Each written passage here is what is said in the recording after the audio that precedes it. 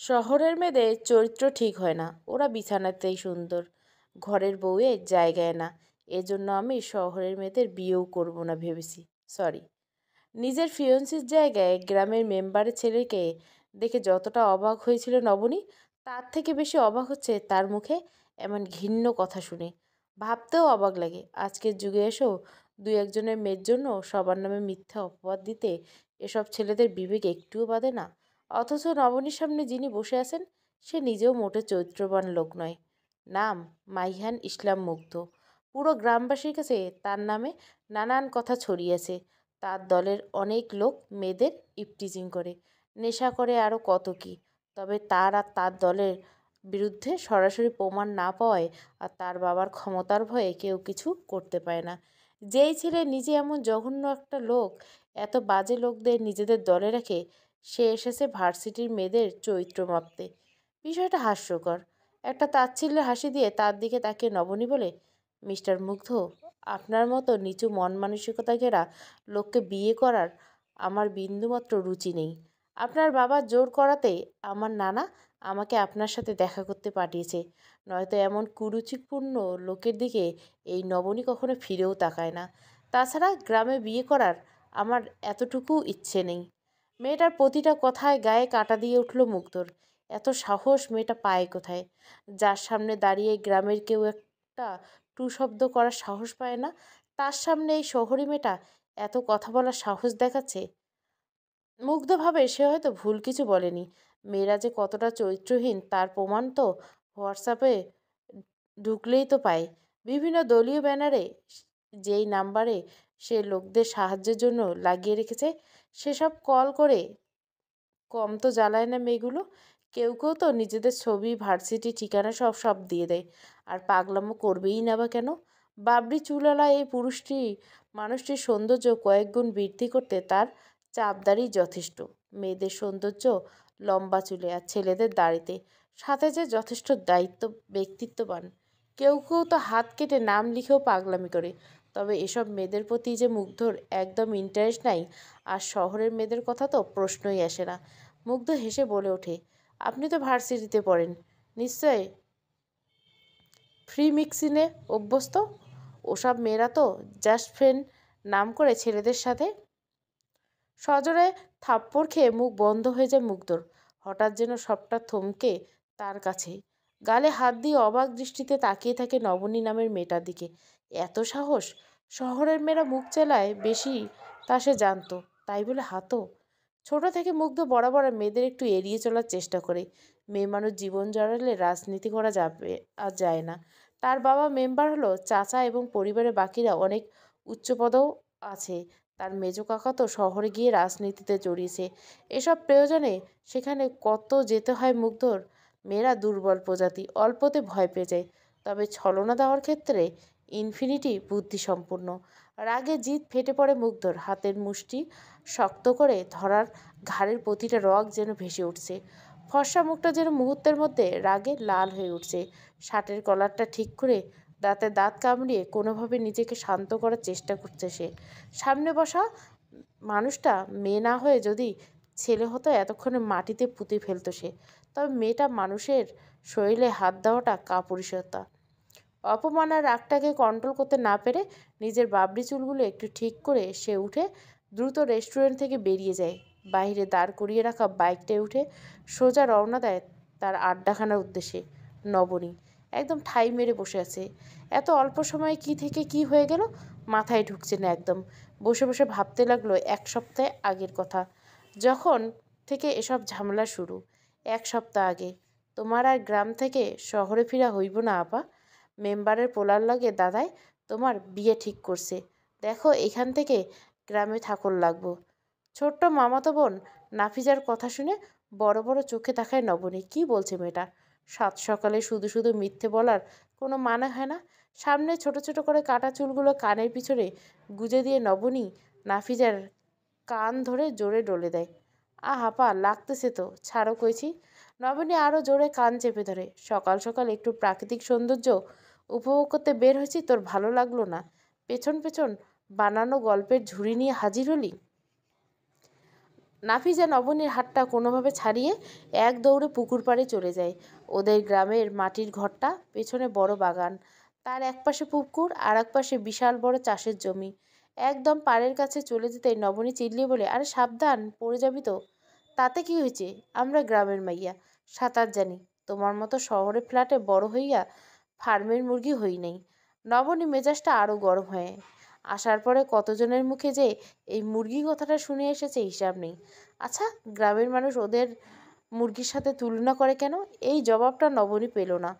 খারাপ মুডটা ঠিক করতে ভিতরে গিয়ে নিজের লাগেজ থেকে একটা হুডি বের করে নবনী। এবছর ভার্সিটিতে উঠেছে সে, বাবা মায়ের একমাত্র মেয়ে। চাল চলনে বেশ মডার্ন, তবে শালীনতা বজায় রাখতে সে জানে। তার ছোট ছোট চোখের ফর্সা চেহারা যে কারো নজর কাটতে পারে খুব সহজেই। প্রায় ৩-৪ দিন হলো শহর থেকে গ্রামে নানা বাড়িতে বেড়াতে এসেছে তারা। বাড়ির সবাই এখনো ঘুমাচ্ছে, শুধু সেই এত সকাল সকাল উঠে পড়েছে। গোল জামার উপর হুডি পরে মাথায় টুপি দিয়ে বেরিয়ে পড়ল। শীত আসবে আসবে ভাব। সকালবেলা একটু কুয়াশা পড়তে শুরু করছে। আর কিছুদিন পর হয়তো এত সকালে কিছুই দেখা যাবে না। একটু গ্রামটা ঘুরে দেখা যাক। পিছনে অবশ্য লুকিয়ে লুকিয়ে নাফিজাও এসে পড়বে তা নবনী জানে। লোহাপুর গ্রাম। নামে লোহা থাকলেও গ্রামের কোথাও লোহা দিয়ে বানানো কোনো বাড়ি বা বিশাল কিছু দেখতে পায় না নবনী। হেঁটে হেঁটে গ্রামের মেঠো পথ দিয়ে স্কুলের পথে যাচ্ছে সে। কি সুন্দর পরিবেশ! রাস্তার দুপাশে কত রকমের ছোট বড় গাছ আকাশে মাথা ছুঁইছে আছে। দুপাশে দূর দূরান্ত অবধি শুধু ধানের ক্ষেত দেখা যায়, মাঝে দু একটা বাড়ি। নানির মুখে ছোটবেলায় গ্রামটা নিয়ে কত গল্প শুনেছে সে। আগে নাকি গ্রামে মানুষজনে ভরপুর ছিল। প্রতি ৩ মাস পর পর নাকি স্কুলের মাঠে বড় করে মেলা বসতো। গ্রামে তো শহরের মতো সচরাচর দোকানপাট তেমন নেই। সবাই প্রয়োজনীয় জিনিস কিনতো, ঘুরতো, আরও কত কি। এখানে কারোর সাথে কারো তেমন ঝগড়া হিংসে এসব নাই। তবে এখন গ্রামটা আর তেমন নেই।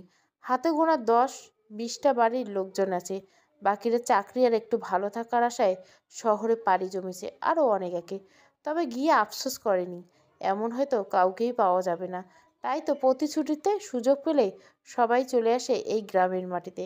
এজন্য নবনীর নানু ভাই তার ২ ছেলের একজনকেও শহরে যেতে দেয়নি। ছোট মামা গ্রামের জমিতে কাজ করে, আর বড় মামা আবার গ্রামের প্রাইমারিতে গণিত শিক্ষক। এজন্য তাদের পরিবারকে সবাই খুব সম্মান করে, ভালো করে জানে। তবে মেয়েরা ৩ জনে বিয়ে করে শহরে পাড়ি দিছে। ইস, আমাদের ঢাকা বিভাগের পরিবেশটা যদি এমন হতো! যান্ত্রিক জীবন আর ব্যস্ত নিয়মে বাধা পড়ে মানুষ যেন এই রূপকথার প্রাকৃতিক সৌন্দর্য থেকে এখন অনেক দূরে সরে গেছে। একা একাই বলে ওঠে নবনী। তার মনে আছে, ছোট থাকতে একবার পুরো একটা বছর সে এই গ্রামে কাটিয়েছিল। যদিও তখন সে খুব ছোট থাকায় বেশি কথা মনে নেই, তবে এই স্কুলে সে পড়েছে এটা মনে আছে। সাথে কিছু পুরনো স্মৃতি। দাদার বাড়ির সাথে একটু ঝগড়া হয়, তার মা তাকে নিয়ে ১ বছর এখানে ছিল। পরে সব মিটমাট হলে তারা আবার ফিরে যায়। তবে এখন মনে হচ্ছে না ফিরলেই ভালো হতো। কি ভাবতেছো আপামনি? নাফিজার কথা পাশে তাকায় নবনী। হাঁটতে হাঁটতে স্কুলের সামনে মেইন রাস্তায় উঠে গিয়েছে তারা। ওই তো স্কুল দেখা যাচ্ছে। এত সকালে তো স্কুল খোলা নাই গা। জানি না, এই জন্যই আসলাম। চল স্কুল আর নদীর পাশ দিয়ে ঘুরে আসি। আচ্ছা চলো। বেশি কাছে যাইও না নদীর, তুমি তো আবার সাঁতার পারো না। পইড়া গেলে কি করমু? স্কুলের আশেপাশে বাড়িও নাই কোনো। মেম্বারগো বাড়ি যাইতে আরও ৫ মিনিট পথ। তো কি হয়েছে? তুই তো পারিস, আপুকে কষ্ট করে উঠাবি। নাফিজা মুখ ভেঙচি কেটে বলল, শখ কত! একটু আগে আমার কান উইলাই দিলা, আমি উঠাইতাম না। নবনী হাসে, স্কুলের সামনে গিয়ে দাঁড়ায়। পুরনো বিল্ডিংটা মেরামত করা হয় অনেক দিন যাবৎ। দোতলা বিল্ডিং দেখে পুরনো স্মৃতি মনে পড়ে। বারান্দায় ছোটাছুটি, কিছু দুষ্টুমি, পুরনো বান্ধবী, আরও কত কি। চোখ পড়ে স্কুলের পাশ দিয়ে বয়ে চলা নদীটার উপর। মেম্বারের বাড়ি বউরা সবাই সকাল সকাল কাজে ব্যস্ত। বেশ অদ্ভুত নিয়ম কানুন মেনে চলে এ বাড়ির মানুষজন। অদ্ভুত না, আসলে পুরনো সব নিয়ম। যেমন বাড়ির বউয়েরা বিয়ের পর পড়াশুনো করতে পারবে না, বিনা কারণে পরপুরুষের সামনে যেতে পারবে না, সবাইকে কর্তার কথা মতো চলতে হবে, তারা ঘরের কাজ করবে, আরও কত কী নিয়ম। বাড়ির সবাইকে কর্তার কথা মতো চলতে হয়, আর তিনি হচ্ছেন মতিসুর মাতব্বর, এই গ্রামের মেম্বার। বেশ নামডাক আছে তার গ্রামে, সবাই তাকে খুব সম্মান করে। তবে সেই সম্মানের আড়ালে পারিবারিক জীবনে সে কেমন সেটা সবার অজানা। এই যে বাড়ির কোনো মেয়েকে সে বিন্দুমাত্র স্বাধীনতা দেয়নি, সেই সম্পর্কে বাহিরের কেউ হয়তো কখনো ভাবতেই পারে না। মেম্বারের দুই ছেলে, বড় ছেলে স্নিগ্ধ, বুয়েটের প্রফেসর, বেশ গম্ভীর স্বভাবের, শহরে থাকে, বউ করে বিয়ে বিয়ে করে বউ রেখে গেছে, কিছুদিন পর তাকেও নিয়ে যাবে। আর ছোটটা গ্রামেই থাকে, নাম মুগ্ধ। বাপ চাচার সাথে ঘুরে ঘুরে রাজনৈতিক কাজকর্ম থেকে শুরু করে কোথায় কার কী লাগে সব দেখাশোনায় দায়িত্ব তার। প্রতিপক্ষের সাথে মারামারি ঝামেলাতে প্রায় জড়িয়ে যায় সে। গ্রামের সবাই তাকে পছন্দ করে খুব, তবে বিপক্ষ দলের কেউ কেউ তাকে নিয়ে বাজে কথাও ছড়িয়েছে। অথচ সবার প্রয়োজনে সবার আগে এই মানুষটাকে পাওয়া যায়। অনার্স শেষ করে শহরে ফেরত যায়নি মুগ্ধ, এখানেই রয়ে যায়। মেম্বারে বাকি দুজন ছোট ভাইও আছে, একজন রাজনীতি করে আর একজন গ্রামে জমি বিক্রি করে বউ নিয়ে এ বাড়িতে থাকছে। নেশাতে বড্ড বাজে স্বভাব আছে তার, জমি জমা বিক্রি করে রাত বিরেতে নেশা করে পড়ে থাকে শরীফে। সবাই বলে বুঝেও তাকে ঠিক করতে পারেনি। স্ত্রীর শরীরে হাত তোলা তার নিত্যদিনের রুটিন। গ্রামের ভাইদের জন্য প্রায় ছোট হতে হয় মতিসুর মাতব্বরকে। তবে বড় ভাইয়ের সামনে বেশ ভালো সেজে থাকার চেষ্টা করে শরীফ। শরীফের একটাই ছেলে শাওন, মুগ্ধর বয়সী। ভাবি, পাতিলটা এদিকে দিন তো, তাড়াতাড়ি টেবিলে খাবার রেডি করো। মুগ্ধর বাবা হয়তো উঠে পড়ছে, দেরি হলে খবর আছে। মুগ্ধর মা মালিহা বেগমের কথায় সব কিছু এগিয়ে দিতে থাকে সায়রা খাতুন। তিনি সম্পর্কে তার ছোট যা আর শরীফের স্ত্রী। বেশ ভালো, মহিলাটার কপাল পোড়া ছিল বলেই তো এত বড় বাড়ির বউ হয়ে ভাগ্যে শান্তি জোটেনি। এইবারে অদ্ভুত সব নিয়ম। আর শরীফের বাবার চরিত্র সম্পর্কে কখনো তিনি বিয়ে করে আসতেন না তিনি, আর কারো সাহস নেই প্রতিবাদ করার। বাড়ির কর্তা খুব বেশি নারী বিদ্বেষী। এবারে সবাইকে বেশ রোবটের মতো করে থাকতে হয়। মেম্বারের বানানো নিয়মে চলা, নির্দিষ্ট সময়ে খাওয়া, সব কিছু। তার সাথে বিরোধিতা করার সাহস কারো নেই। তবে পুরুষদের ক্ষেত্রে কিছুটা ছাড় দেওয়া হয়েছে। এমন সময় মুগ্ধর বাবার চিল্লাচিল্লি শোনা গেল। মায়াবতী নদী। মুখ মুখে নামটা উচ্চারণ করে দৌড়ে নদীর একদম কাছে চলে যায় নবনী। আগে নদীটা আর একটু দূরে ছিল মনে হয়, মাটি ভেঙে স্কুলের কাছে চলে এসেছে। নবনীর মনে পড়ে যায় ছোটবেলার কথা। এই নদীর পাড়ে পা ডুবিয়ে কত বসে থাকতো। নামের মতো নদীটার মাঝে আসলে মায়া আছে খুব। পানি এত পরিষ্কার যেন উঁকি দিয়ে তাকালে নিচের গভীরে মাঝ অবধি দেখা যায়। নাফিজা হাঁটতে হাঁটতে বলে উঠলো, জানো, আমার গ্রামে না শহরের মতো একটা লাইব্রেরি। লাইব্রেরি? ও ওটাই। মেম্বারের পোলারা তো শহরে পড়ালেখা করছে, হেরাই আইয়া দুই ভাই মিলে খুলছে। মাঝে মাঝে বিকেলে আমিও যাই। কত রকমের বই, আর ভিতরের জায়গাটাও খুব সুন্দর। ঢাকা শহর থেকে কেউ গ্রামে আইলে ওই জায়গায় আমাকে নিয়ে চল তো। এখন তো খুলে নেই, চলো বাড়ি ফেরত যাই। সবাই উঠে পড়বো, দাদায় না পাইলে চিল্লাবো। আচ্ছা চল। কুয়াশা সরে গিয়েছে, গিয়ে নাস্তা করে চল। নাফিজা আর নবনী তাদের বাড়ির উদ্দেশ্যে রওনা দিবে। বাড়িতে পৌঁছে নবনী দেখে তার বিড়ালটা মুরগির খোপের উপর ভীত হয়ে লুকিয়েছে। নবনী গিয়ে আলতো করে কোলে তুলে নেয়। কী হয়েছে পিকু, তুই ঠিক আছিস? বিড়ালটা ম্যাও ম্যাও করে নবনীর কোলে গুটিসুটি মেরে শুয়ে পড়ল। হাতে কয়েকবার জিব্বা দিয়ে চেটে দিল। নবনী বুঝতে পারল গ্রামের অন্য বিড়ালরা পালিত বিড়াল পছন্দ করে না, এজন্য ভয়ে এখানে লুকিয়েছে, সুযোগ পেলে কামড়ে দিবে। কিরে, সকাল সকাল কই ছিলি তোরা? আয় নাস্তা কর। বড় মামির কথা শুনে নবনী নাফিজাকে ইশারা করলো এখন যেতে হবে। ভিতরে এসে দেখে সবাই পাটি বিছিয়ে খাবারের আয়োজন করছে। নবনী যেই না সামনে যেতে নিবে তখনই বলে, আহা, সবাই জলদি ওর দিকে ফিরে দেখে নবনী পেঁচার মতো মুখ করে দাঁড়িয়েছে। তারপর নানার দিকে তাকিয়ে বলে, নানু ভাই, তোমাকে কতদিন বলছি ঘরটা নতুন করে ঠিক করো। তোমাদের মাটির ঘর নিচে দেবে গিয়ে উপরের টিন কত নিচে এসে নেমে পড়েছে। এক রুম থেকে অন্য রুমে যেতে আমি প্রতিবার একটা করে টাক খাই। সবাই হো হো করে হেসে উঠল। ছোট মামি নাসরিন ফ্রিজ থেকে একটা বরফের টুকরো এনে নবনীর মাথায় চেপে ধরল। নানা সামনে থেকে বলে ওঠে, সবাই হাসাহাসি থামাও, আমার নাতিটার কপালে ব্যথা পেয়েছে। দাঁড়াও নানুমণি, তোরে বিয়ে দিয়া নতুন জামাই আনার আগে কাজ ধর্ম, অপেক্ষা কর একটু। নবনী পার্টিতে গিয়ে বসলো, তবে খাওয়া শুরু করে বারবার উপরে তাকাচ্ছে। ফ্যানটা এমন গটগট আওয়াজ করছে যেন এক্ষুনি পড়ে যাবে। নবনীর মা রিমা বেগম বিষয়টা দেখে নবনীর দিকে চোখ গরম করে তাকায়। নবনী মাকে দেখে ভয়ে আর কিছু বলে না, চুপচাপ খেতে থাকে। এত বড় হলো তার মায়ের শাসন কমেনি। প্রত্যেকটা নানুর বাড়ির ফ্যানে গটগট আওয়াজ করে, আর ঘোরাও শুরু করতে লাগবে আধা ঘন্টা। এইসব ছাইপাশ আমি গিলতে পারবো না। খাবার রান্না করতে না পারলে রাঁধবে না, এমন রান্না করার দরকার নেই যা গলা দিয়ে নামানো যায় না। কথাটা বলে প্লেটটা ফিক্কে মেরে নিচে ফেলে দিল মতিসুর। ভদ্র শিক্ষিত ভাষায় কথা বলল, ভেতরে জমা ময়লা পচছে দুর্গন্ধে সে ভালোই ছড়াতে পারে। বাড়ির বউয়েরা সবাই মুখ কালো করে দাঁড়িয়েছে। টেবিলে বসা কারো যেন এসবে হেলদোল নেই। তারা নিজেদের মতো খাবারে ব্যস্ত। মুগ্ধ একবার তার মায়ের দিকে তাকায়। মুগ্ধর মায়ের চোখের কোনো পানি, তবে ইশারা দিয়ে মুগ্ধকে কিছু বলতে মানা করে।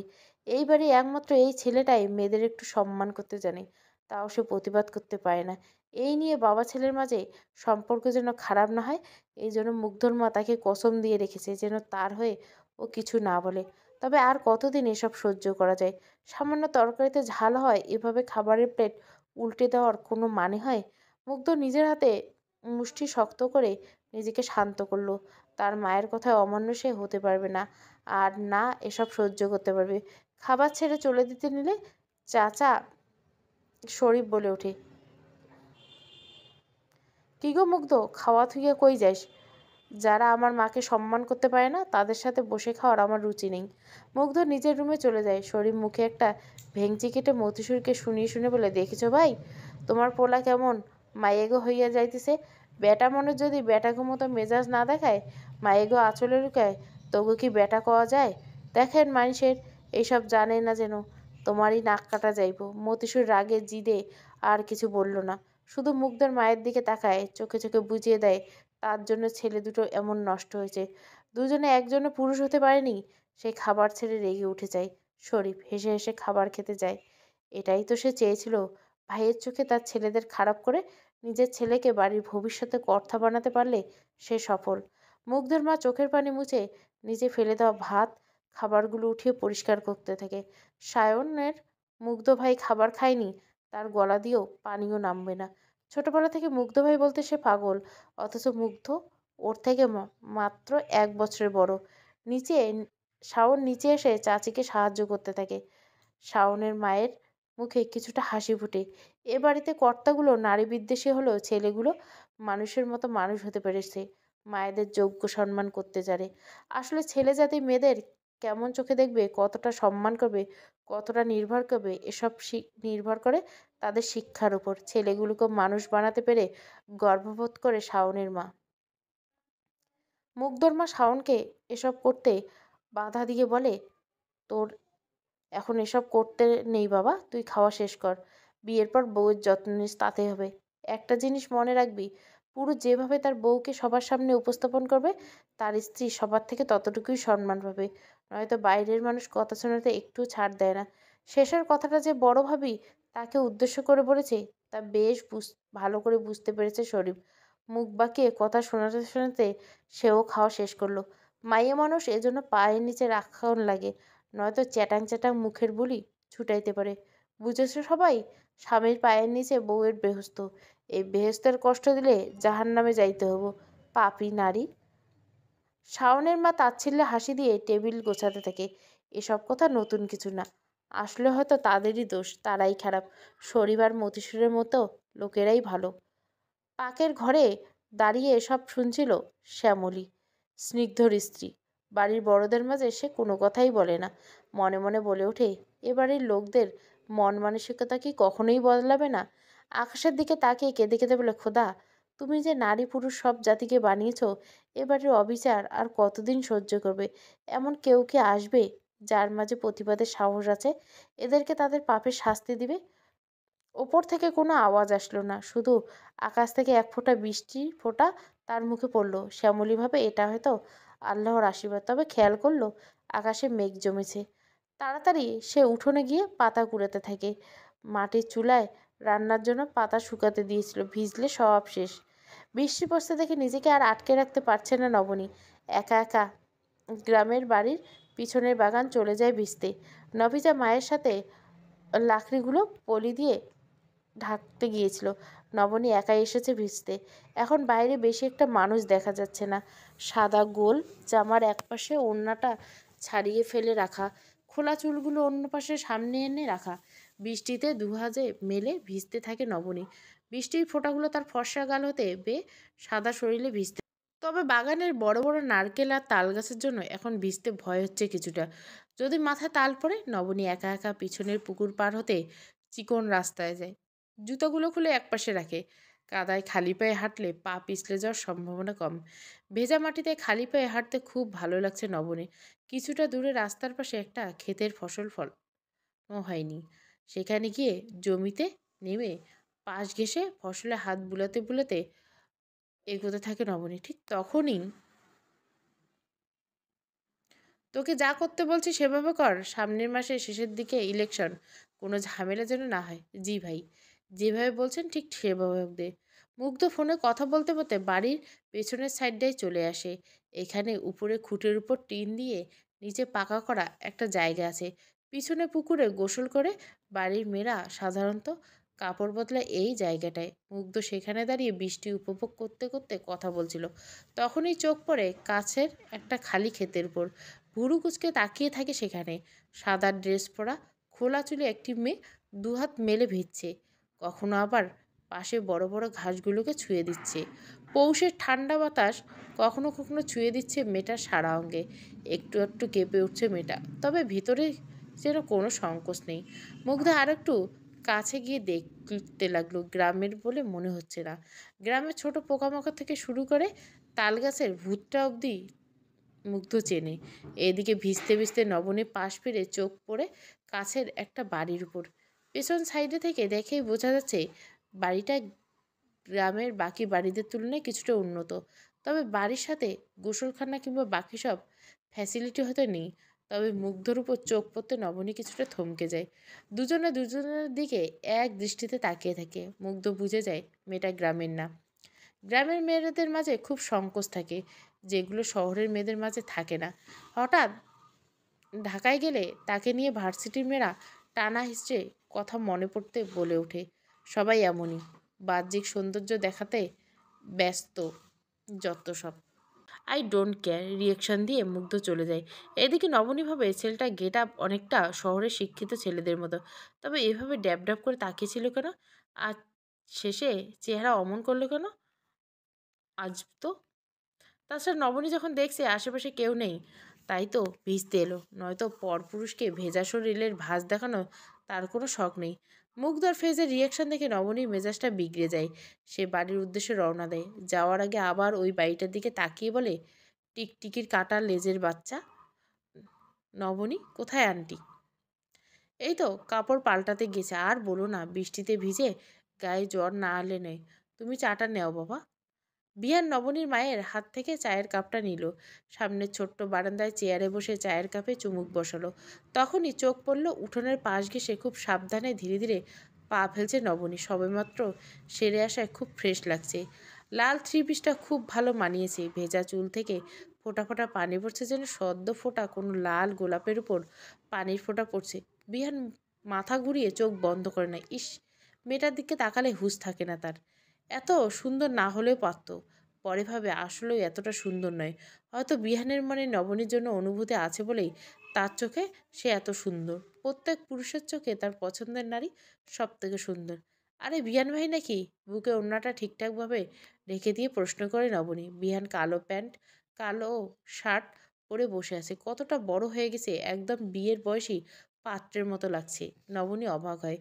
২ বছর আগেও তার বিহান ভাইকে কত ছোট মনে হতো, আর এখন কত বড় হয়ে গেছে। অতঃপর খেয়াল হলো সে নিজেকেও এখন তো কত বড়। বিহান ওর দিকে তাকিয়ে বলে, কেমন আছিস? এই তো আলহামদুলিল্লাহ। আপনি হঠাৎ এ সময়? কেন আসতে পারি না? না না, এইভাবে বলতে চাইনি। নবনী একটু এদিকে আয় তো। মায়ের গলা পেয়ে নবনী পাকের ঘরের দিকে চলে যায়। বিহান উকি দিয়ে ওরা যাওয়া আগ অব্দি ওকে দেখতে থাকে। হঠাৎ যেন তার বুকের ভিতর মোচড় দিয়ে ওঠে। বুকে হাত দিয়ে নিজেকে শান্ত করলো। ভেতরে ওটা ঝড়কে থামাতে হলে তোকেই লাগবে। বিহান চা শেষ করে নিজের বাড়ি ফিরে আসে। কাল আবার আসবে। এই বাড়ির সবার সাথে তাদের সম্পর্ক খুব ভালো। আত্মীয় না হলে বেশ আপন আছে। কারণ অবশ্যই আছে, সাথে কিছুটা রহস্য। দুপুরের খাবারে সব কিছু ঠিকঠাকভাবে রেডি রেখেছে বাড়ির মহিলারা, আর যেন আবার কোনো শনি না হয়। মতিসুর খেতে খেতে বললেন, তোমার জন্য মেয়ে দেখেছি একটা, বিয়ে এবার করেই ফেলো।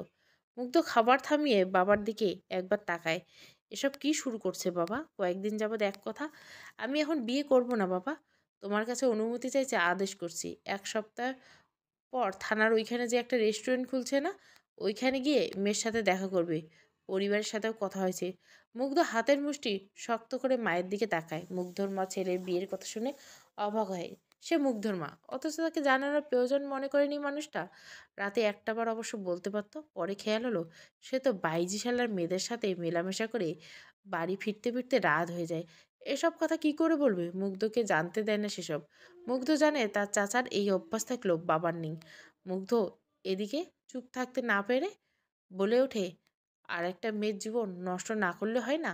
মুগ্ধ হুঙ্কার দিয়ে ওঠে মতিসুর, চিল্লাবেন না বাবা, যা সত্য তাই বলছি।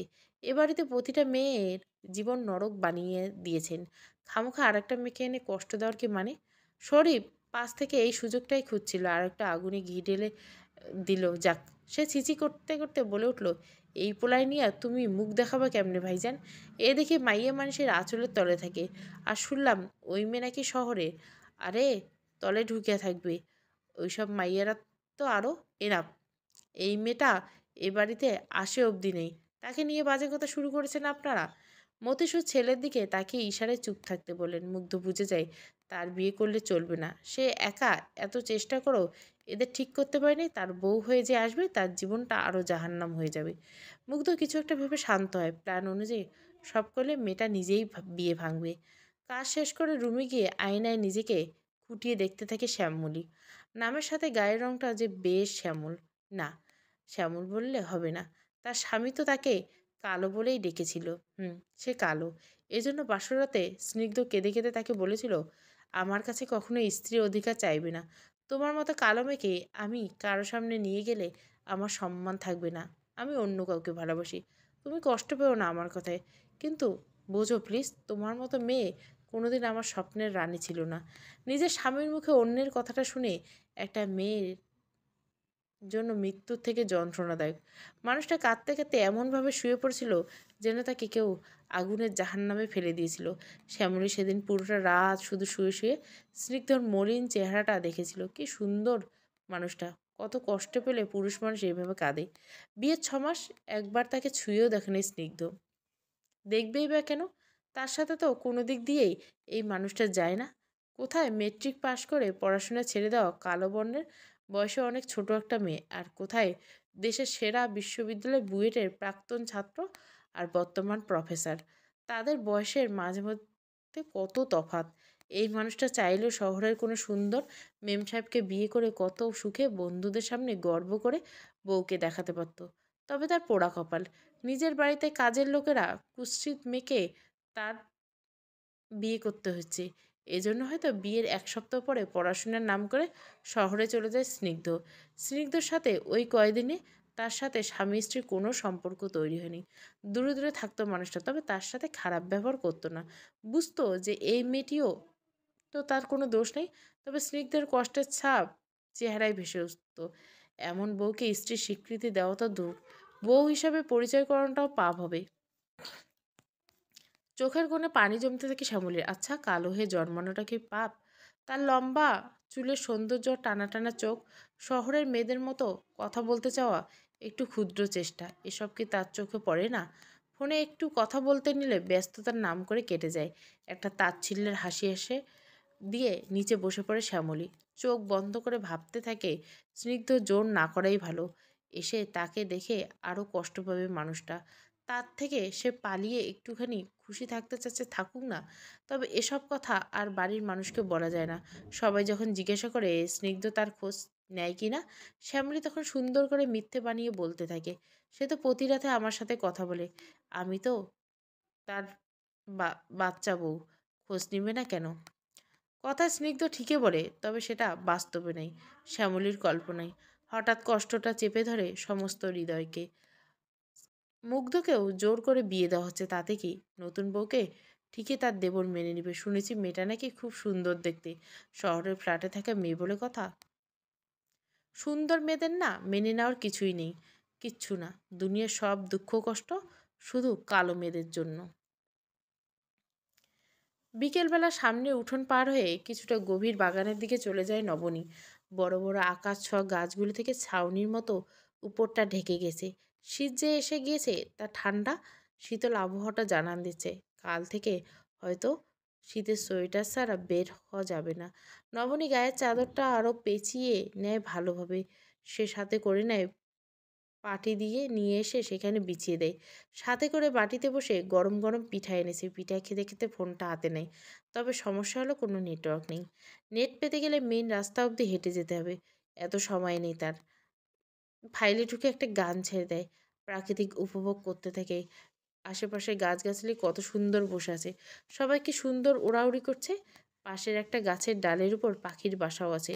এমন সময় শরীরে নরম কিছু ছোঁয়া পেয়ে নবনী লাফ দিয়ে ওঠে। ভেবেছিল হয়তো কোনো কেঁচো বা কিছু। পরে তাকিয়ে দেখে তার বিড়াল পিকু। পিকু বসে বসে লেজ নাড়াচ্ছে আর নবনী হাতের বাটির দিকে তাকিয়ে আছে। নবনী বুঝলো সেও পিঠাতে ভাগ বসাতে চায়। একটু ভেঙে সামনে দিতে পিকু খেয়ে নেই। তুই দিন দিন খুব ছোট হয়ে যাচ্ছিস পিকু, তোর জন্য একা কিছু খেতে পারি না।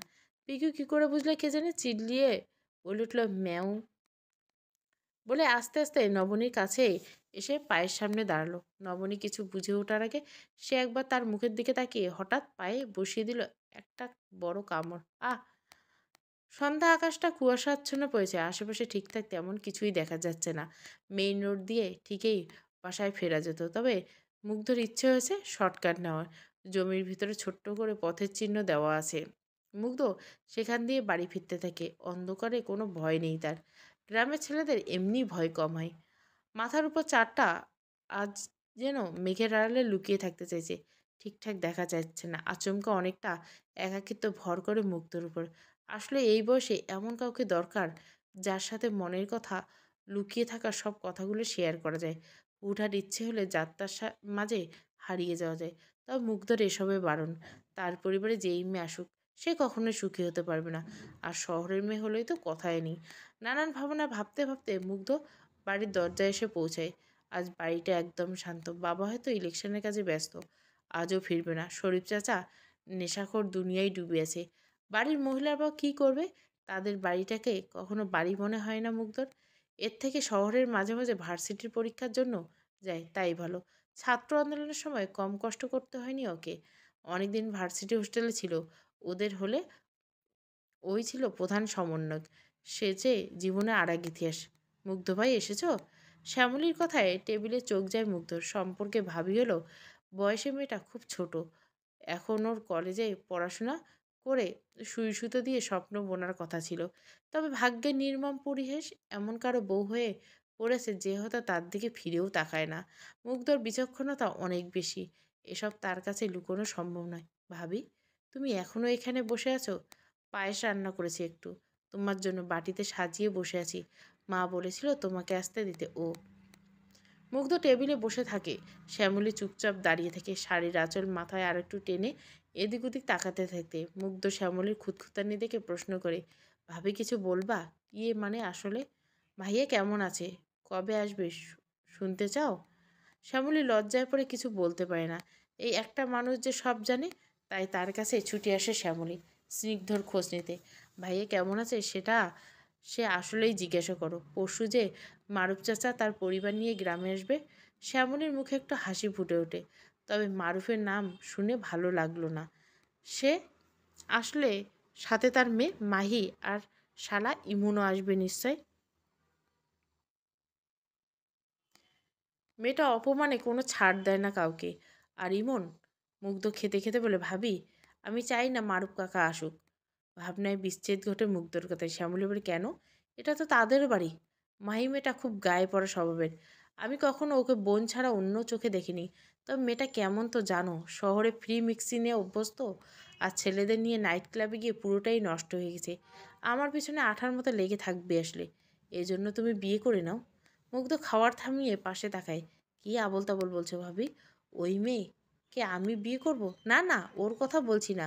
বাবা যে শহরের মেয়েকে আনতে চাইছে তার কথা বলছি। নিজের মতো আর একটা মেয়ের জীবনে নষ্ট হোক চাও? শ্যামলী কিছু বলে না, মুগ্ধ খাওয়া শেষ করে নিজের রুমে যায় আর ভাবতে থাকে ভালো মেয়েরা চরিত্রের দোষ মানতে পারে না। ওই মেয়ে সত্যি ভালো হলে মুগ্ধর কথায় নিজেই বিয়ে ভেঙে দিবে। রাতে উঠোনে গোল হয়ে সব কাজিনরা বসে আছে। নাফিজা নবনীর সাথে নাফিজার আরেক মামাতো ভাই সৌরভ, মামাতো বোন মেঘা। সৌরভ আর মেঘা মাদ্রাসা থেকে পড়াশোনা করে, তাই এতদিন বাড়ি আসেনি। এখন নবনী আসার উপলক্ষে বাড়িতে বেড়াতে এসেছে। তবে সামনে বড় কোনো অনুষ্ঠান আছে হয়তো, সেটা কি নবনী জানে না? একটা ফ্লাক্সে করে চা আর কয়েকটা কাপ নিয়ে আসে নবনীর মামি, সাথে একটা বাটিতে করে বিস্কুট। সবাই বসে বসে রাত অবধি গল্প করবে আর খাবে। আপু, ভার্সিটিতে খুব মজা হয় তাই না? মেঘার প্রশ্নে নবনী হেসে উত্তর দেয়, হ্যাঁ হয়তো, তবে আমি এখনও ঠিক জানি না। কেন? আমি তো মাত্র ফার্স্ট ইয়ারে পড়ি, উঠেই গ্রামে চলে আসলাম বেড়াতে। এখন গিয়ে হোস্টেলে উঠলে বুঝবো কেমন মজা হয়। নানান গল্পে আড্ডা চলতে থাকে। নবনীর মা উকি দিয়ে ওকে একটু দেখে, সবার মাঝে ওকে কত ছোট মনে হচ্ছে। তবে কথায় আছে না, মেয়েরা কুড়িতে বুড়ি। নিজের সন্তান তার কাছে ছোট লাগলেও সবার কাছে তো ছোট না। কাল সকালে নবনীকে সব বুঝিয়ে দিতে হবে। মেয়েটা যেতে রাজি হবে কিনা কে জানে, তবে একবার দেখা করতে যাওয়া উচিত। তার বাবা না জানিয়ে সব ঠিক করে ফেলছে। নাফিজা, এদিকে আয় তো। নবনীর কথায় একটু ওর দিকে আসে নাফিজা। নবনী ইশারাতে বুঝিয়ে দেয় গোপন কথা। আচ্ছা, তুই যে ওদিন বললি নানা আমার বিয়ে ঠিক করছে, সেটা কেন বলেছিলি? আমি দাদুকে বলতে শুনেছিলাম, তোমার বাবাকে বলতে, এবার নাকি তোমার শহরে ফেরা হবে না। বর্তমান মেম্বারের ছোট ছেলের সাথে বিয়ে দিয়ে দিবে। আর কাউকে বলিনি এসব, শুধু তোমাকে বললাম। নাফিজার কথা শেষ করে বিস্কুটে কামড় বসায়। তবে নবনী বেশ চিন্তায় পড়ে যায়। 2 দিয়ে 4 না হয়ে 5 কেন হচ্ছে? নবনীর নানা তো বিপক্ষ দলের লোক ছিল। প্রাক্তন মেম্বারের সাথে তার ভালো সম্পর্ক। তার ছেলেই বিয়ান, সবসময় এ বাড়িতে তার আসা যাওয়া করতে। বিদায় বিহানের সাথে সবার ভালো সম্পর্ক। তবে গত ভোটে হঠাৎ মতিসুর মেম্বার জিতে যায়। তখন থেকে বিহান ঠিকঠাক এ বাড়িতে আসে না। শুধু নবনীরা শহর থেকে আসলে বিয়ান ভাই একটু দেখা করতে আসে। নবনী তাকে ভাইয়ের চোখে দেখে, তবে কথা সেটা না। নবনী যতদূর জানে তার নানা মোটেও এমন লোক না যখন যে ক্ষমতায় থাকবে তার চামচামি করবে। তবে কী এমন হলো যে বর্তমান মেম্বারের ছেলের সাথে নবনীর বিয়ে দেওয়ার কথা চলছে? আদৌ কি এটা শুধু বিয়ে, নাকি এসবের আড়ালে লুকিয়ে আছে বড় কোনো রহস্য? কি হতে যাচ্ছে সামনে ভেবে কুল কিনারা পাচ্ছে না নবনী। দেখা যাক সামনে কি হয়। কুয়াশায় ঢেকে আছে সব কিছু, শুধু অন্ধকার। এত সকাল সকাল কোনো কিছুই দেখতে পাওয়ার কথা না। তবে হঠাৎ সব কুয়াশা সরে গিয়ে খাখা রোদ উঠছে। সবাই সুন্দর করে বাগানে লাল, নীল, সবুজ, হলুদ সব ফুল দিয়ে সাজানো। নিচে ছোট ছোট সবুজ ঘাস। নবনী একটা সাদা শাড়ি পরে বাগানে ঠিক মাঝখান বরাবর বসে আছে। আচমকা দূর থেকে কে যেন তার গায়ে রঙের ছিটা মারল। গায়ের পোশাকটা সাদা সেকে রঙিন হয়ে উঠল। নবনীর সামনে দিয়ে ছোট ছোট করে কাটা চুলগুলো উপর মুক্ত পাথর লাগানো আছে। কি সুন্দর চকচক করে জ্বলছে সেগুলো। ফুলগুলো আরও জ্বলজ্বল করছে। হঠাৎ একজন লাল আর সাদা রঙের প্রজাপতি কোথা থেকে উড়ে এলো।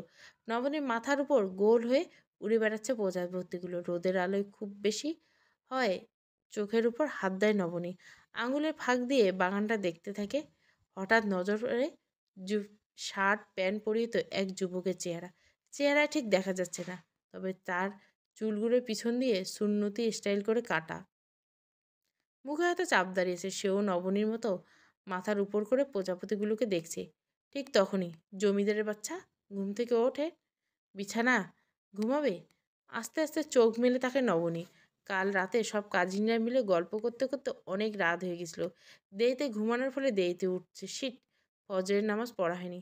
চোখ ডলতে ডলতে নবনী বসে পড়ে। মায়ের দিকে বিরক্ত নয়নে তাকিয়ে বলে, কি সুন্দর একটা স্বপ্ন দেখছিলাম, দিলে তো ভেঙে। নবনীর মা বিছানা গুছাতে গুছাতে প্রশ্ন করে, তাই এত সকাল অবধি ঘুমালে? কি দেখলে? দেখে একটা সুন্দর বাগানে বসে আছে আর অনেকগুলো প্রজাপতি উঠছে। প্রজাপতির কথা শুনে থেমে যায় নবনীর মা। নবনীর দিকে তাকিয়ে মুচকে এসে বলে, প্রজাপতি স্বপ্নে দেখা কিসের লক্ষণ জানিস? কিসের? বিয়ের। ওমা, এই বয়সে বাবা আবার বিয়ে করবে? মারবো একটা গালে, বেশি বার বেড়েছো তুমি। স্বপ্নে তুমি দেখেছো আর বিয়ে আমার জামাই করবে? তো আমি করব না। আমাকে জোর করলে আবার ঘুমিয়ে প্রজাপতির ডানা ছেড়ে দেবে। হুম, সেটাই দেখা যাবে। তাড়াতাড়ি করে মুখ ধুয়ে তোমার নানা ভাইয়ের রুমে যাও, সে তোমার সাথে কথা বলবে। রুমের দরজায় দাঁড়িয়ে নখ কামড়াচ্ছে শ্যামলী। ভিতরে যাবে কিনা বুঝতে পারছে না। আজ খুব ভোরে স্নিগ্ধ বাড়ি ফিরছে। লম্বা একটা ছুটি নিয়ে এসেছে, হয়তো মুগ্ধকে বিয়ে দিয়েই যাবে। অনেক দ্বিধাগ্রস্ত হয়ে আস্তে আস্তে কাঠের দরজা ধাক্কা দেয়। টিপ টিপ করে পা ফেলে ভিতরে গিয়ে দেখে স্নিগ্ধ গায়ে কম্বল টেনে ঘুমাচ্ছে। শুধু মুখটা দেখা যাচ্ছে একটু। শ্যামলী তাকিয়ে থাকে এক দৃষ্টিতে। খোদা, দুনিয়ার সব সৌন্দর্য নিজ হাতে এই পুরুষ মানুষটিকে বানিয়েছে। পুরুষ মানুষ এত সুন্দর না হলেও পারত। শ্যামলী হাঁটু গেড়ে নিচে বসে পাশে ছোট টি টেবিলটায় হেলান দিয়ে স্নিগ্ধর দিকে তাকিয়ে একা একা বিড়বিড় করতে থাকে। আমি যদি লিখতে পারতাম, আপনার সৌন্দর্য আর ব্যক্তিত্ব নিয়ে লিখতাম। আপনাকে নিয়ে লিখতে গেলে গোটা একটা উপন্যাস খুব কম হয়ে যাবে। নারীদের রূপের প্রশংসা তো কোনো কবি কম করেনি। শ্যামলী একটু থামে, খুব সাবধানে স্নিগ্ধের কপাল ঢেকে রাখা উস্কো খুস্কো চুলগুলোতে একটু হাত বুলিয়ে দেয়। আবার বলতে শুরু করে, তারা হয়তো আপনাকে কখনো দেখেইনি। দেখলে মায়াবতী, রূপবতী এসব শব্দের পুরুষবাচক শব্দ বা ঠিক বানিয়ে দিত। জানেন, মাঝে মাঝে আমার নিজেকে দুনিয়ার সবচেয়ে ভাগ্যবতী মনে হয় যে আপনার মতো একজনের স্ত্রী হতে পেরেছি। ভালোবাসা নাই বা পেলাম, অবহেলা পাচ্ছি। দুনিয়ার সবার কপালে আল্লাহ সব কিছু দেয় না। শ্যামলীর চোখে হঠাৎ পানি এসে যায়। শ্যামলী চোখ বন্ধ করে খাটে মাথা রাখে কিছুক্ষণ। আল্লাহ একদিন দিয়ে মানুষটাকে ছোট করলে অন্য দিক দিয়ে ঠিকই পুষিয়ে দেয়। শ্যামলীর ব্যাপারে বিষয়টা ব্যতিক্রম না। গায়ের রং কালো হলে চেহারা অসম্ভব মায়া জমে আছে। মায়াবতী শব্দটা মূলত কালো মেয়েদের জন্য। ওদের চেহারায় সেই মায়া জুড়ে থাকে যেটা ফর্সা মেয়েদের মাঝে থাকে না। শ্যামলী উঠে দাঁড়ায়।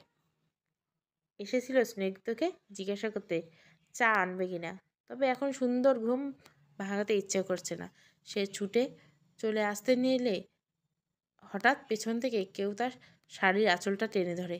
শ্যামলী কিছু বুঝে ওঠার আগে স্নিগ্ধ এক টানে ওকে একদম নিজের উপরে এনে ফেলে। শ্যামলীর লম্বা লম্বা চুলগুলো দিয়ে স্নিগ্ধ দুপাশ ঢেকে যায়। স্নিগ্ধ ওকে শুয়ে ওর বাহুর দুপাশে হাত রেখে ভর দিয়ে ঠিক ওর মুখের বরাবর নিজের মুখটা রাখে। শ্যামলীর লজ্জায় ভয়ে চোখ মুখ খিচে বন্ধ করে থাকে। স্নিগ্ধ কিছুক্ষণ তাকিয়ে ওকে দেখে।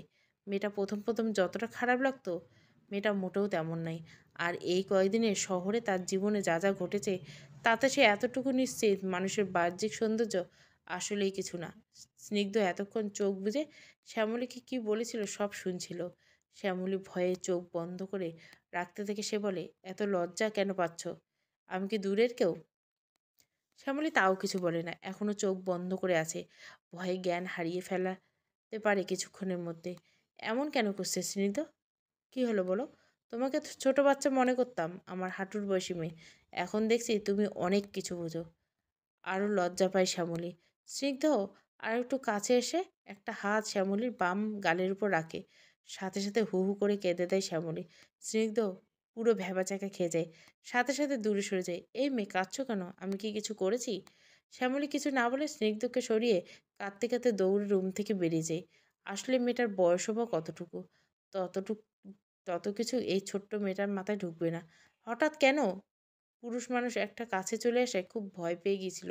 স্নিগ্ধ বোকা বনে বসে। কি হলো বুঝতে না পেরে সেও শ্যামলীর পিছে পিছে যায়। এদিকে শ্যামলী কাঁদতে কাঁদতে বসার ঘরে এসে একদম মুগ্ধের সামনে গিয়ে পড়ে। মুগ্ধ শ্যামলীকে দেখে প্রশ্ন করে, কি হয়েছে ভাবি, কাঁদছো কেন? শ্যামলী কিছু বলে না, চুপচাপ রান্নাঘরের দিকে চলে যায়। রান্নাঘরে মুগ্ধর মাও ছিল। সেও শ্যামলীকে কাঁদতে দেখে খুব উদ্বিগ্ন হয়ে প্রশ্ন করে, কি হয়েছে মা, তোর চোখে পানি কেন? এমন সময় স্নিগ্ধ ধরা পড়া যাও চোরের মতো মুখ করে এদিকে আসে। মুগ্ধর মা স্নিগ্ধকে কেকে চুপ চটে যায়। এই স্নিগ্ধ, সত্যি করে বলতো, তুই কি ওকে কি বলছিস? বাচ্চা মেয়েটা সাত সকালে না কাঁদালে হয় না? আমি কিছু করিনি মা, বিশ্বাস করেন। চুপ, একটা মিথ্যে কথা বলে থাপ্পড় খাবি। এইটুকু মেয়েকে কম কষ্ট দিস না তুই। তোর কি মনে হয় আমাদের চোখে কিছুই পড়ে না? বিয়ে তো হয়ে গেছে, এখন এসব না করলে হয় না বুঝি? আমি এখন কিভাবে তোমাদের বোঝাবো যে কিছুই করিনি, দূর, ভালো লাগে না। স্নিগ্ধ মুখ গোমড়া করে নিজের রুমের দিকে চলে যায়। মাকে কিভাবে বোঝা যায় বিয়ে হয়ে গিয়েছে বলেই তো এসব? না, মেয়েটা আসলে বেশি করে ফেললো। মেয়েটাকে একা পাই শুধু একবার। এদিকে শ্যামলীর লজ্জায় কিছু বলতেও পারছে না কি হয়েছে। সাথে নিজের কাছে নিজেকেই খুব খারাপ লাগছে। এভাবে রিয়াক্ট করা ঠিক হয়নি। আসলে হঠাৎ স্নিগ্ধর এমন ব্যবহার ও কি করবে বুঝতে পারেনি। তবে এখন মনে হচ্ছে একটু বেশি করে ফেলছে। না জানি মানুষটা কত রাগ করলো। মুগ্ধ এসব দেখে মুচকি মুচকি হাসছে আর ফোন টিপছে। সেও কিছুটা আন্দাজ করতে পারছে ব্যাপারগুলো। তার ভাই যে এখন বউকে মেনে নিতে চায় তা মুগ্ধ আগেই জানতো। স্নিগ্ধর সাথে সবসময় ফোনে কথা হয় ওর। ঢাকায় যে ঝামেলা হয়েছে স্নিগ্ধর জীবনে, তারপর আর ভুলেও শহরের মেয়ের নাম মুখে আনবে না। তবে হঠাৎ বিকেলে যে তাকে রেস্টুরেন্টে যেতে হবে সেটা ভেবে হাসিটা গায়েব হয়ে যায়। কি করবে গিয়ে কে জানে। মুগ্ধ রান্নাঘর থেকে চায়ের কাপটা নিয়ে উনুনের দিকে পা বাড়ায়, বড় পুকুরের পাশে গিয়ে বসে। সকাল সকাল কি সুন্দর ঠান্ডা বাতাস, মনটা ভরে যায়। হঠাৎ মনে পড়ে যায় সেদিনই বৃষ্টিতে ভিজতে থাকা মেয়েটার কথা, কি মিষ্টি চেহারা। না চাইতে বারবার মনে পড়ছে। মুগ্ধ একা একে বলে ওঠে, কামান মুগ্ধ, এসব কি ভাবছিস, বাদ দে তো। এসব ভাবতে থাকে সামনে ইলেকশন, বাবাকে এবার যেভাবে হোক জেতাতে হবে, স্কুলটার কাজ করতে হবে, নতুন করে কৃষকদের ঘর বাঁধিয়ে দিতে হবে, কত কাজ। আর এখন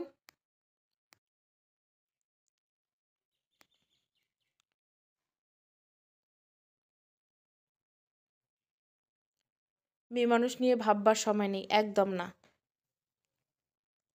বিকালের দিকে বাড়ির পরিবেশটা খুব শান্ত। শুধু কিছু পাখির কিচিরমিচির শোনা যাচ্ছে। স্নিগ্ধ রুমে আছে নাকি তা শ্যামলী অজানা। সে ভয়ে ভয়ে রুমে উকি দিয়ে দেখে কেউ নেই। যাক, বাঁচা গেল। রুমে ঢুকে খাটে গিয়ে বসে শ্যামলী। পাশে ছোট্ট একটা টেবিলের উপর একটা ছবি রাখা স্নিগ্ধর। ছবি হাতে নিয়ে শ্যামলী একা একা বলতে থাকে, বিশ্বাস করুন, আমি ইচ্ছে করে খারাপ চেহারা নিয়ে জন্মাইনি। আমি যদি জানতাম খোদা আমাকে এই রঙে পাঠাবে, আমি আল্লাহর কাছে আকুতি মিনতি করতাম আমাকে যেন মানুষ না বানে। জানেন, আপনার সামনে আমার নিজেকে কত তুচ্ছ আর অসহায় লাগে। সমুদ্রের বিশাল জনস্রোতের মাঝে পানির একটা ফোঁটা যতটুকু তুচ্ছ, ঠিক তেমন ছোট্ট লাগে আমার। ঝড়ে ঘর ভেঙে যাওয়া পাখিটা যখন থাকার জন্য ছোট্ট একটা কুটিরের খোঁজ করে, ঠিক তার মতো আমি অসহায়। ছোট থেকে কম কথা শুনে বড় হইনি আমি। আত্মীয় স্বজন থেকে পাড়াপড়শি কিংবা আপনার ছোট মা, কেউ তো কম কথা শোনায়নি। শ্যামলী ছবিটা রেখে আরও বলতে থেকে, ভেবেছিলাম নিজের রংহীন হয়ে আপনার জীবনটা রাঙিয়ে দেবো, কিন্তু দেখুন কি কপাল আমার। আমার শ্যামবনর সবটাই শেষ করে দিল। আর কিছু বলে না শ্যামলী। ইদানিং স্নিগ্ধর কথা ভাবলে চোখে পানি এসে যায়। কোনোভাবে সামনে রুম থেকে বেরিয়ে যায়। স্নিগ্ধ অতি সাবধানতায় দরজার উপর পাশে নিজেকে আড়াল করে রাখে। মেয়েটার মনে এত কিছু, সে একটা দীর্ঘশ্বাস পেলে বলে, কি সব ঠিক করে দিব আমি। মুগ্ধ একটা নীল রঙের শার্ট আর সাদা প্যান্ট পরে নেই। শার্টের উপর সাদা ব্লেজার পরে আয়নায় নিজেকে দিকে তাকায়। মনে মনে ভাবে, এমনি এমনি তো ভার্সিটির মেয়েরা তাকে বিরক্ত করে না, কারণ আছে। হেসে পকেট থেকে সানগ্লাস বের করে চোখে দিয়ে বেরিয়ে পড়ে। তবে উঠোন পার হয়ে পুকুর পাশ দিতে নিতেই কেউ একজন পিছন থেকে তার বুকে জড়িয়ে ধরে আর পিঠে মাথা এলিয়ে পরম যত্নে তার বুকে হাত বোলাতে থাকে। স্নিগ্ধ সব কিছু বুঝে ওঠার জাস্ট কয়েক সেকেন্ড সময় লাগে। সাথে সাথে বুক থেকে হাতটা সরিয়ে এক ঝাটকা দিয়ে মেয়েটাকে দূরে সরে দেয় আর হুঙ্কার দিয়ে বলে, don't cross your limit Mahi. থাপ্পড় মেরে তোর বেহায়াগিরি একদম ছুটিয়ে দেবো। এটা গ্রাম, তোর হোস্টেলের পার্সোনাল পার্ক না, বা খোলামেলা ছেলেদের সাথে ঢলাঢলি করবি। মাই ব্যথিত হরিণীর ন্যায় তাকিয়ে বলে, এভাবে কেন বলছো মুগ্ধ? তোমাকে দেখে নিজেকে আটকে রাখতে পারি না, আগের থেকে বেশ সুন্দর হয়ে গেছিলো। যা শাট আপ, নয়তো তোর বাপকে ডেকে এক্ষুনি সিনক্রেট করব। মায়ে কিছুটা ভয় পেয়ে দূরে সরে যায়। এই ছেলের রাগ সম্পর্কে তার জানা। দেখা গেল রাগের বশে পকেট থেকে নিজে সাইলেন্স করা তলটা নিয়ে বের করে কপালে ঠেকাবে বসাবে। মাহি নিজেকে সামনে ন্যাকা সরে পড়ে, আই লাভ ইউ মুগ্ধ। শুধু তোমার জন্য গ্রামে আমি ছুটে আসি, নয়তো আমার মতো হট মেয়েরা পিছনে ঘুরের জন্য শহরের ছেলেদের অভাব নেই। মাহি মুগ্ধের পা থেকে মাথা অব্দি তাকায়। একটা টাইট ট্রাউজার আর গায়ে শর্ট টপস দেওয়া। মুগ্ধ নিজের কাছে লজ্জা লাগছে এসব দেখে। মাথা ঘুরিয়ে দৃষ্টি অন্যদিকে সরিয়ে এসে বলে, বাজারের মেয়েদের পিছনে ছেলেরা এমনিতেই বেশি ঘুরে, দেখিস না পচা খাবারে কত মাছি পড়ে। মুগ্ধ, এই গলা উঁচিয়ে কার সাথে কথা বলছিস তুই? ভুলে যাস না, আল্লাহর দোয়াই লেগে তোর লজ্জাহীন শহরে গিয়ে প্রদর্শন করিস। তোর এসব পোশাকের জন্য গ্রামের লোকদের কাছে আমাদের ছোট হতে হয়। এখানকার মেয়েরা খুব সাদামাটা, শাড়িতে অভ্যস্ত। আর একটা কথা বলে না মুগ্ধ, আগে করে রেডি করে রাখা নিজের বাইকে উঠে স্টার্ট দিয়ে দেয়। মেজাজটা পুরো গরম হয়ে গেছে। মাহির দিকে আর একবার তাকিয়ে বলে, লজ্জা আর ভার্জিনিটি মেয়েদের সম্পদ, স্বামীর আমানত। প্লিজ বিয়ের আগে পরপুরুষের কাছে তা বিলিয়ে দিস না। ভাই হিসেবে যতটুকু বললাম, বাকিটা জাহান্নামে গিয়ে বুঝবি। ওখানে গিয়ে দেখবি তোর সব পছন্দের সেলিব্রিটি আর হট বয়ফ্রেন্ডগুলো আছে। মাই শুধু হা করে ও চলে যাওয়া দেখে। আর কিসব জ্ঞান দিয়ে গেলে ছেলেটা। মুগ্ধ যেতে যেতে ভাবে শহরের সব মেয়েরা কি এমন? এদের জন্য সমাজের আজ এই অবস্থা। হঠাৎ বৃষ্টিতে ভিজতে দেখা মেয়েটার কথা মনে পড়ে। মেয়েটা, সে যতই নির্লজ্জ বলুক, তার পোশাকে একটা শালীন ভাব ছিল। আর এমন সময় ভিজেছিল এমন আশেপাশে কেউ নেই। মুগ্ধকে দূর থেকে দেখেও কোনো ইন্টারেস্ট দেখায়নি, ন্যাকামি করেনি। তার মানে সব মেয়েরা হয়তো এক না। সব ছেলেরা যেমন ধর্ষক হয় না, তেমনি সব মেয়েরা চরিত্রহীন হয় না। শুধু সঠিক মানুষকে খুঁজে বের করতে হবে। নবনী শাড়ি পরতে চায়নি একদম। ছোট মামি জোর করে পরিয়ে দিচ্ছে। সাদা ব্লাউজের উপর একটা নীল শাড়ি, যেন আকাশ আর সমুদ্রে মিশে যাওয়া একটা অনুভূতি আসছে। শাড়ি পরানো শেষ করে খোলা চুলগুলো একটু আশ্রিয়ে দেয় মামি। নবনীর মা এসে একবার দেখে যায়। মেয়েদের শাড়ি পরলে বয়স যেন কয়েক গুণ বেড়ে যায়। নবনীর মুখে অথচ কোনো হাসি নেই। সেই নাফিজার কথাই সত্যি হয়ে গেল। তার নানা তাকে পাঠিয়ে ছাড়লো। একটু পর রেস্টুরেন্টে যাবে ওই অচেনা ছেলেটার সাথে দেখা করতে। নানা সেখানে অবধি পৌঁছে দিয়ে আসবে। যেহেতু ওদের বিয়ে, একটু একা কথা বলে নেওয়াটা দরকার। দেখি দেখি দাঁড়াও তো, দেখি সব ঠিক আছে নাকি। নবনীর মামি দূরে গিয়ে নবনীকে দেখতে থাকে। মুখে একদম হালকা পাউডার ছাড়া কিছুই দেয়নি, আর ঠোঁটে হালকা লিপস্টিক। নবনীর ঠোঁট এমনিতেই একটু অন্যরকম। উপরের ঠোঁটটা একটু হার্ট শেপের, চুলগুলো একদম খোলা, শাড়ির আঁচলটা একপাশে ফেলানো। নবনীর মামি হেসে বলে, ওই ছেলে তোকে দেখেই প্রেমে পড়ে যাবে নবনী। দেখিস আবার সাথে সাথে বিয়ে করে ফেলে না যেন। নবনীর মুখ ভেঙচি কেটে রুম থেকে বেরিয়ে যায়। এখন তার যাওয়ার সময় হয়েছে। কিরে সেমরি, কি করস? আহ আয়েশ করে বসে বসে কফি খাচ্ছিল মাহি। আর ভাবছিল মুগ্ধ কিভাবে সিসিডিওর করা যায়। এই ছেলের কি কোনো সমস্যা আছে নাকি? মাহি নিজের থেকে ধরে দিচ্ছে। আর এর কি হ্যাডাম। মাহি মনে মনে ভাবে, ওকে একবার পটিয়ে নিতে পারলে কেল্লা ফতে, এইবারে অর্ধেক সম্পত্তি তার হয়ে যাবে। শাওনের কথা শুনে সব মনোযোগ বিচ্ছিন্ন হয়ে গেল। বিরক্ত মাখা চেহারা এসে বলে উঠল, কি সমস্যা তোমার? আমার আবার কি সমস্যা? তুই একটু আগে মুগ্ধ ভাইয়ের সাথে স্যাঁচরামি করছিলি, ওটাই দেখলাম। বেশি কথা বলে গায়ের কপিটা একদম গায়ে ঢেলে দিব। আর তুই তো 2 বছর যাবৎ স্কুলের মাস্টারের মেয়ের সাথে প্রেম করস। আমি কিছু বলছি? শাওন মুখ ভেঙচি কেটে বলল, হ্যাঁ আর প্রেম করি? 2 বছরে একখানা চুম্মা দিতে পারিনি। আর মাইসে ভাবে পা ঝাড় পরিষ্কার কইরা ধান চাষ কইরে লাইছি। মাহি ওর কথা শুনে হাসে। এমন মদন মদন কথা শুধু এই ছেলের কাছ থেকে আশা করা যায়। গ্রামের সাধারণত তেমন ভালো রেস্টুরেন্ট দেখা যায় না, তবে এই রেস্টুরেন্টটা একটা ভিন্ন। খুব সুন্দর করে দেওয়ালে আর্ট করা, প্রতিটা টেবিলে একটা করে ফুলদানি, কয়েক রকমের ফুলগুলো সেগুলোতে সাজানো। সাথে কিছুটা জোরে গান বাজছে। মুগ্ধ বসে বসে ফুলগুলো হাতে নিয়ে নড়াচড়া করছে। মেয়েটা লেট কেন? বিরক্ত ভাব নিয়ে রেস্টুরেন্টের ম্যানেজারকে ডেকে গান চেঞ্জ করতে বলে। কী সব মরা মরা গান ছেড়ে দিয়েছেন। তার কথা মতো গান পাল্টে দেয়। একটা শ্রেয়া ঘোষালের একটা হিন্দি গান ছাড়ে, মেনে তেরে নাম। মুগ্ধ টেবিলে মাথা ঠেকিয়ে ফুলগুলোতে হাত বুলাচ্ছে আর দরজার দিকে তাকিয়েছে। গানটা বদলানো আর দরজার দিকে তাকালো, তবে হঠাৎ মুগ্ধ দৃষ্টি আটকে পড়ে। একজন যুবতী প্রবেশ করলো, নীল শাড়ি পরা, খোলা চুলে। মেয়েটাকে একদম হিমুর রূপার মতো লাগছে। মুগ্ধ টেবিল থেকে মাথা উঠিয়ে এক দৃষ্টিতে মেয়েটার দিকে তাকিয়ে থাকে। মনে হচ্ছিল মিউজিকের সাথে সেও একটা ঘোরের মধ্যে চলে গেছে। সব কিছু যেন স্লো মোশনে চলছে। মেয়েটা ধীরে ধীরে তার টেবিলের কাছে হেঁটে আসছে। নবনী এসে মুগ্ধকে প্রশ্ন করে, আপনি কি মিস্টার মুগ্ধ? মুগ্ধ যেন কথা বলতেই ভুলে গেছে। এটা ওর দ্বিতীয় দেখা। প্রথম যেদিন বৃষ্টিতে দেখছিল, হ্যাঁ এটাই সেই মেয়ে। মুগ্ধর মনে আছে। নবনী মুগ্ধকে চুপ করে তাকিয়ে থাকতে দেখে আবার প্রশ্ন করতে যাবে, তখনই মুগ্ধ উত্তর দেয়, জি বসুন। নবনী বসে মনে মনে কিছুটা অবাক হয়। সে ভেবেছিল গ্রামের কোনো হাবাগোবা ছেলে হয়তো হবে, কিন্তু এ তো খুব স্মার্ট আর শিক্ষিত মনে হচ্ছে। তবে বসতেই নবনী মুগ্ধ এমন কথা বলে নবনী অবাক হয়, বেশ রেগে যায়। কিছুক্ষণ পর প্রায় অনেকক্ষণ বসে বসে নবনী সব ভাবছে। হঠাৎ খেয়াল করলো সূর্যটা পশ্চিমে হেলে পড়ছে। এখন তার উঠতে হবে। মুগ্ধ তো আগেই চলে গেছে। নবনী উঠে সেখান থেকে বের হয়ে যায়। বের হয়ে একটা অটো নিয়ে সোজা বাড়ির উদ্দেশ্যে রওনা দেয়।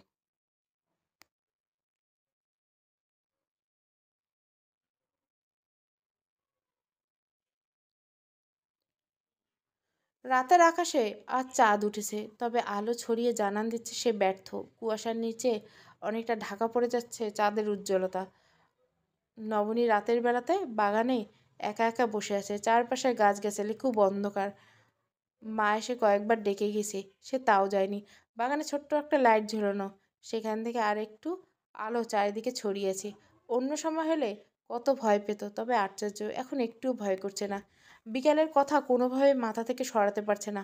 এত সুন্দর মানুষটার মন এতটা নিকৃষ্ট। পাশে থুতু মেলে নবনী একা একা বলে, তাও ভালো, নিজের থেকেই বিয়ে ভেঙে দিবে। এমন কুরুচিকর মানুষের সাথে থাকতে হবে না আমার। তবে দুইটা বিষয় বেশ ভাবাচ্ছে নবনীতে। প্রথমত, মুগ্ধ এখনও কল করে বিয়ে ভাঙছে না কেন? বিকেলের কথা কাউকে বলেনি নবনী। ভেবেছিল মুগ্ধ একাই কল করে সব বলবে। আর একটা বিষয় হচ্ছে তার নানাকে নিয়ে। নানা ভেবে হাবভাবে একদম ঠিক ঠেকছে নবনীর। কি এমন হলো যে বিহানের বাবার সাথে সম্পর্ক খারাপ করে মুগ্ধের বাবা চাচার সাথে সম্পর্ক জুড়তে গেল? সকালে ডেকেও এমনভাবেই কথা বলেছিল যেন এই বিয়ে নবনীর করতে হবে। এমন সময় কিছুটা দূরে পুকুর পাড়ে কাউকে কথা বলতে শুনে নবনী আগ্রহ নিয়ে ধীরে ধীরে এগিয়ে গিয়ে আড়াল থেকে দেখতে থাকে তার নানা ভাই কার সাথে যেন ফোনে কথা বলছে। আরে রাহেলা, চিন্তা করো না, ওরা কেউ কিচ্ছু বুঝবে না। আরে হ্যাঁ, তুমি যেভাবে বলছো সেভাবেই করছি। ওদের সাথে সম্পর্ক এতে আরও মজবুত করতে হবে। কেউ কিছু বুঝবে না। নবনী বিয়ে আমি করিয়েই ছাড়বো। টাকা তুমি পেয়ে যাবে রাহেলা। রাহেলার নামটা শুনে নবনীর বুক নিঃশ্বাস বন্ধ হওয়ার উপক্রম হয়। নানা এখনও ওই মহিলার সাথে সম্পর্ক রাখছে? ঘৃণায় গা গুলিয়ে আসে নবনীর। সবার সামনে এত ভালো সেজে থাকে মানুষটা, অথচ ভিতরে ভিতরে পচা। রাহেলা হলো নবনীর নানার প্রাক্তন প্রেমিকা। নানি বেঁচে থাকতে অনেক আগে এই মহিলার সাথে সম্পর্কে জড়িয়েছিল মানুষটি। তখন নবনীর জন্ম হয়নি। মামিদের মুখে এসব শুনেছে। পরে অবশ্য সবার কাছে ক্ষমা চেয়ে এই সম্পর্কে ইতিও টানছে। এসব ব্যাপারে বেশি একটা কথা বড়রা বলে না। তবে যতটুকু নবনী শুনেছে, রাহেলা মহিলাটা ভালো না। নবনী কিছু বুঝে উঠতে না পারছে কি করবে। আর নানা কিসের কথাই বা বলেছিল। এদিকে কল রেখে যেই না নানা ভাইয়ে দিয়ে ফিরবে, নবনী আরেকটা আড়াল হয়ে সে চলে যায়। নবনী তার মায়ের কাছে যায়, তবে কিছু বলে না, কারণ তার বলার সাহস নেই। প্রমাণ ছাড়া নিজের বাবাকে নিয়ে এমন বাজে কথা কেউ বিশ্বাস করবে না। নবনী সিদ্ধান্ত নেয় যেভাবে হোক বিয়েটা আটকাতে হবে। হয়তো এই বিয়ের পিছনে তার নানা বসিরের বড় কোনো প্ল্যান আছে। নিজের রুমে গিয়ে নামাজে দাঁড়ায় নবনী। একটু আগেই এশারে আজান দিয়েছে। খোদার কাছে সাহায্য চায়, এখন যে খুব অসহায়। উঠোনের একপাশে একটা খালি জমি, জমির পাশ ঘেঁষে লিচু বাগান। সেখানে এক সাইডে দাঁড়িয়েছে মুগ্ধ, দু হাতে পকেট ভরে দূরের নদীটার দিকে তাকিয়েছে। এখান থেকে স্কুল আর নদীটা খুব পরিষ্কার দেখা যায়। মুগ্ধ ভাবে মেয়েটার তেজ আছে খুব খুব, তবুও এই বাড়িতে টিকতে গেলে যতটা দরকার ততটা নেই। এমন সময় পিছনে কারো উপস্থিতি টের পায় মুগ্ধ। তবে নবনীর চিন্তা এতটাই মগ্ন যে কে তা দেখার প্রয়োজন মনে করে না। কেমন দেখলি? মুগ্ধর কণ্ঠস্বর শুনে বুঝে যায় স্নিগ্ধ ভাইয়ের কাছে কিছুই লুকায় না। কিছুটা সময় চুপ থাকতে বলতে শুরু করে, তার চোখ যেন জীবন্ত কোনো সমুদ্র। চোখের মণি দেখে মনে হচ্ছিল বিশাল সমুদ্রের মাঝে ছোট্ট একটা দ্বীপ, যার কাছে এই আমিটা, যার জন্য এত মেয়ের এত পাগলামো, সবটাই তুচ্ছ। আর তার ঠোঁট দুখানি মনে হচ্ছে কেউ রং তুলি দিয়ে হার্ট শেপ এঁকে দিয়েছে। তার কথা বলা ব্যক্তিত্ব, এত শক্ত মনোবল, সাহসী ব্যক্তিত্ব, আমার কাছে এত রাগ, তেজ, অর্থ, সম্পদ সব কিছুই যেন বিশাল বালুচরির মাঝে এক মুঠো ভেজা বালু, কিংবা তার থেকেও নগণ্য। আমি পরিষ্কার চোখের সামনে যে মেয়েটার কাছে নিজেকে, আত্মাকে সঁপে দিতে দেখেছি, অথচ আমার শরীরটাকে দাঁড়িয়ে দাঁড়িয়ে দেখছে। কিছুই করতে পারছি না, যেন সে একটুখানি পবিত্র ছোঁয়া না পেলে একদম শেষ হয়ে যাব, একদম শেষ। স্নিগ্ধ হা হয়ে তাকিয়ে থেকে তার ভাই আবার কবে কাব্যিক হয়ে গেল। আরে ব্যাস, মুগ্ধ ভাইয়া দেখি মাইয়া মানুষের রূপে আটকে গেছে, হি হি। স্নিগ্ধ মুগ্ধ দুজনে পিছনে তাকায়। শাওন দাঁত কেলিয়ে দাঁড়িয়ে বলে, স্নিগ্ধ বলে, তুই কখন এলি? এই তো মুগ্ধ ভাইয়ের মনে যখন শহরের মাইয়া সাঁতার কাটছিল তখন। মুগ্ধ কিছুটা লজ্জা পায়। শাওন দেখলে কখনোই এসব বলতো না সে। এই বাড়ির ছেলে প্রথমে পুরো বাড়ি করবে, পরে পুরো এলাকা, পারলে বড় রাস্তার মোড়ে মাইক লাগিয়ে ঘোষণা করে দিবে মুগ্ধ প্রেমে পড়েছে। মুগ্ধ পকেট থেকে 500 টাকার একটা নোট শাওনের হাতে দিয়ে বলে, ভুলেও কাউকে কিছু বলবি না, এটা রাখ। শাওনও নীরজের মতো টাকাটা নেয়, তবে মনে মনে বলে কাউকে না বললেও মাহিকে বলবো। ওই মেয়ে তাকে অপমান করে, এই সুযোগ ভালো চেতানো যাবে। তবে এটা যে কত বড় ভুল তা সে নিজেই জানে না। বাড়ির সবাই চলে আসে। আজ আর কাউকে এ বিষয় নিয়ে কথা বলবে না মুগ্ধ। আগামীকাল ইলেকশন ব্যানারে বানাতে হবে, সেদিন কত ঝামেলা। রাত পোহালে সূর্যি মামার আলো জানলার ফাঁকা দিয়ে আর একটু উঁকি মারতে শুরু করে, তবে যতটা হওয়ার কথা ততটা না। শীতে একদম বিছানা ছেড়ে উঠতে ইচ্ছা করে না নবনী। তাও সে একটু আগে উঠেছে আজান পেয়ে। নামাজ শেষে ফোনটা হাতে নিতেই দেখে বিহান ভাইয়ের মিস কল, সাথে একটা মেসেজ, আমি একটু বাগানে আছি, একটু আয় তো, তোর সাথে দেখা আছে। নবনী উঠে যাবে, বসে যাবে কি যাবে না ভেবে সিদ্ধান্ত নেয় বিয়ান ভাই তার নিজের কাজিনদের মতো, যাওয়া যায়। নবনী ধীরে ধীরে রান্নাঘরের দরজা খুলে পিছন দিকে দিয়ে বেরিয়ে যায়। গিয়ে দেখে একটা হুডি পরে হাতে হাত মোজা পরে বিহান দাঁড়িয়েছে। বিহান ভাই, এত সকালে? তোকে কিছু বলার ছিল, আসলে সাবধান করতে এসেছিলাম। কোন বিষয়ে? বিহান তারপর বলতে শুরু করলো, যেই ছেলেটার সাথে তোর বিয়ে ঠিক হয়েছে তার বাড়ির সব ইতিহাস। মুগ্ধ ছেলেটা ভালো নয়, মেয়েদের সাথে অসভ্যতামি করে, গ্রামের কেউ তাকে দেখতে পায় না। আর হাবিজাবি। যদিও এসব কথা সিংহভাগ জুড়ে বিহানের মিথ্যে বানানো গল্প ছিল, তবে নবনী সব কিছু বিশ্বাস করে নেয়, কারণ গতরাতে নানান কথা শুনেছে যেখানে তার স্বার্থ লুকিয়েছে। ছেলেটা ভালো না হবারই কথা। আচ্ছা ভাইয়া, আমি দেখছি কি করা যায়। কি করা যায় দেখলে হবে না, বিয়ে ভাঙতে হবে। তোকে আমি অন্য কারো হতে দিতে পারবো না। নবনী ভুরু কুচকে প্রশ্ন করে। বিহান কিছুটা ঘাবড়ে গিয়ে কথা বদলে দেয়, মানে ভুল হয়ে জীবন নষ্ট করতে দেখতে পারবো না। নবনী সেখান থেকে চলে যায়। ঘুম থেকে উঠলেই সব বলে দিবে, নানা ভাইকেও নিয়ে, এতে যা হয় হোক। এদিকে বিহান সব স্বস্তির নিঃশ্বাস ফেলে একা একা বলে ওঠে, তুই আমার নবনী, তোকে আমি কখনোই অন্য কারো হতে দিব না। দক্ষিণা দুয়ারে প্রেমের ছোঁয়া।